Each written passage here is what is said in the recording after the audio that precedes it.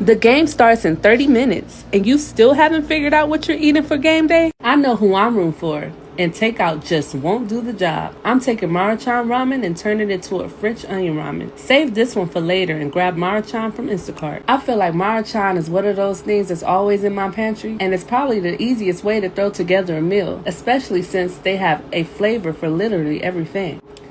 The noodles only take a few minutes to cook, which gives me enough time to get the French onion soup going. And honestly, this is my favorite kind of recipe because it looks like I put in way more effort than I actually did. Now we're adding everything together, tossing the noodles into the French onion, and letting all those flavors come together. Look at that. This is exactly why I love Ramen Upgrade. You start with something simple and end up with a meal that actually feels special. Plus, when you're trying to catch every minute of the match, the last thing you want is to spend an hour in the kitchen. It's quick, it's affordable, it's packed with flavor, and it definitely beats eating whatever random snack I was about to call dinner. Not to be dramatic, but this might be my favorite ramen upgrade yet. 10 out of 10 will absolutely make again. And now I'm ready to settle in just in time to watch every minute of the game. Go France!